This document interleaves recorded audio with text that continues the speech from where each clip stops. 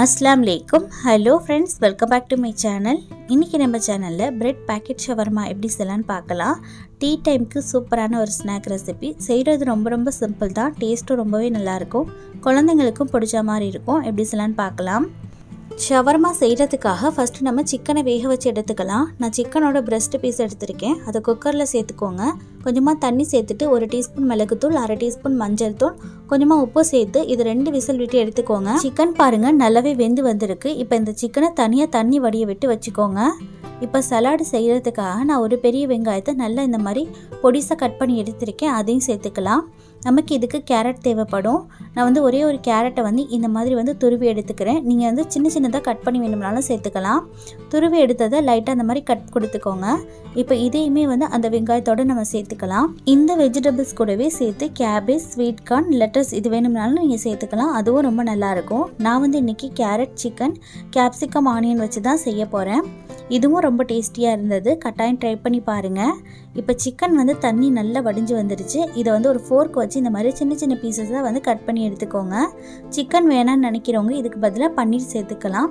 பன்னீர் chicken எதுவுமே இல்லை அப்படின்னு நினைக்கிறவங்க நார்மல் வெஜிடபிள்ஸ் வச்சு கூட செய்துக்கலாம்.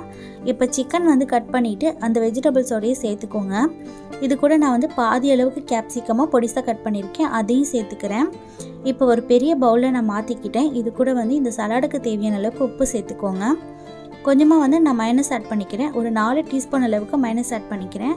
மைனஸ் வேணான்னு நினைக்கிறவங்க நீங்கள் நார்மலாக அப்படியே பெப்பர் பவுடர் சேர்த்துட்டு மிக்ஸ் பண்ணிக்கோங்க. இது கூட காரத்துக்காக நான் 2 டீஸ்பூன் அளவுக்கு பெப்பர் பவுடர் ஆட் பண்ணிக்கிறேன்.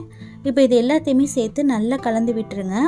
அவ்வளோதாங்க, நம்மளோட ஷவர்மா சலாட் ரெடி ஆகிடுச்சு. இது தனியாக இருக்கட்டும். நெக்ஸ்ட்டு நம்ம பேக்கெட்ஸ் ரெடி பண்ணிக்கலாம்.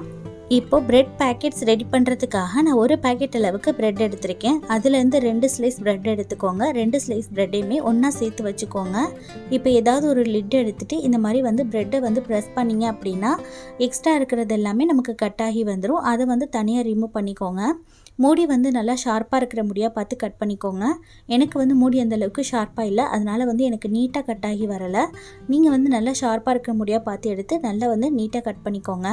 இந்த ப்ரெட்டோட சைட்ஸ் எல்லாமே தூக்கி போட்டுறாதீங்க. இதை அவனில் வச்சு ஹீட் பண்ணிக்கிட்டோ இல்லைனா ட்ரை ரோஸ்ட் பண்ணிக்கிட்டோ இதை மிக்ஸி ஜாரில் சேர்த்து பவுட்ரு பண்ணிக்கோங்க. உங்களுக்கு பிரெட் க்ரம்ஸ் ரெடி ஆகிடும். இப்போ ப்ரெட் எல்லாத்தையுமே கட் பண்ணியாச்சு.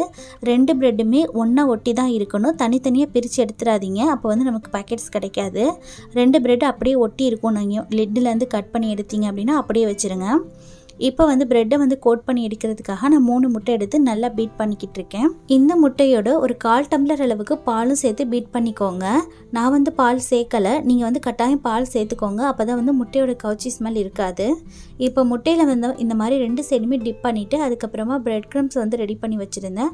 அதையும் சேர்த்துட்டு நல்லா கோட் பண்ணிக்கோங்க. எல்லா பக்கத்தையுமே நல்லா கோட் பண்ணிக்கோங்க. உங்களுக்கு அந்த சைட்ஸ் எல்லாம் தெரியக்கூடாது. அந்தளவுக்கு எல்லா சைடுமே நல்லா கோட் பண்ணிக்கோங்க. இதே மாதிரி எல்லாத்தையுமே நான் ரெடி பண்ணி எடுத்துட்டேன். இது அதிக நேரம் காய விடாமல் டக்குன்னு எண்ணெயில் போட்டு பொரிச்சு எடுத்துருங்க. மீடியம் ஃப்ளேமில் அடுப்பை வச்சுட்டு இது எல்லா சைடுமே நல்லா கோல்டன் ப்ரௌன் ஆனதுக்கப்புறமா வெளியே எடுத்துக்கோங்க. அடுப்பை ரொம்ப மீடியம் ஃப்ளேமில் வச்சுட்டு குக் பண்ணிக்கோங்க. ஏன்னா ப்ரெட்டு போட்ட உடனே நமக்கு கருகின மாதிரி ஆகிடும். அந்த மாதிரி இருக்கக்கூடாதுங்க.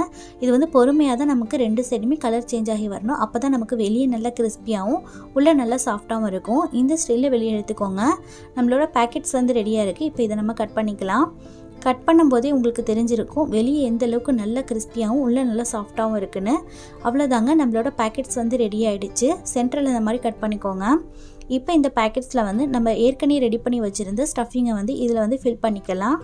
இப்போது ரெடி பண்ணி வச்சுருந்த ஷவர்மா சலாடை இதில் ஃபில் பண்ணிக்கலாம். உங்களுக்கு எந்த அளவுக்கு வேணுமோ அந்தளவுக்கு ஃபில் பண்ணிக்கோங்க. நான் 2 டீஸ்பூன் அளவுக்கு ஃபில் பண்ணிக்கிட்டேன். அவ்வளோதாங்க, நம்மளோட சூப்பரான பேக்கெட் ஷவர்மா ரெடி ஆகிடுச்சு. இது வெளியே நல்லா கிறிஸ்பியாகவும் உள்ளே நல்லா சாஃப்டாகவும் இருக்கும். சாப்பிட்றதுக்கு ரொம்ப டேஸ்டியாக இருக்கும். குழந்தைங்களுக்கும் கண்டிப்பாக பிடிச்ச மாதிரி இருக்கும். ஏன்னா இதில் நம்ம சிக்கன், வெஜிடபிள்ஸ் தான் சேர்த்து கொடுக்குறனால ஹெல்த்தியாகவும் போயிடும். கட்டாயம் நான் சொல்லி கொடுத்த இதே மாதிரி மெத்தடில் இந்த பேக்கெட் ஷவர்மா ரெசிபியை ட்ரை பண்ணி பாருங்கள். டீ டைம் ஸ்நாக்கு ஒரு நல்ல ரெசிபின்னு சொல்லலாம். அது மட்டும் இல்லாமல் இஃப்தாருக்கு ஒரு நல்ல ஸ்நாக் ரெசிபியாக இருக்கும். கட்டாயம் ட்ரை பண்ணி பார்த்துட்டு டேஸ்ட் எப்படி வந்தது அப்படிங்கிறத மறக்காமல் உங்களோட ஃபீட்பேக் என்கிட்ட கமெண்ட்ஸில் ஷேர் பண்ணிக்கோங்க. வீடியோ பிடிச்சிருந்ததுன்னா லைக் பண்ணிக்கோங்க. உங்கள் ஃப்ரெண்ட்ஸ் அண்ட் ஃபேமிலி கூடயும் ஷேர் பண்ணிக்கோங்க. இதே மாதிரி வேறு ரெசிபியோட மீட் பண்ணுறேன். ஓகே ஃப்ரெண்ட்ஸ், பாய்.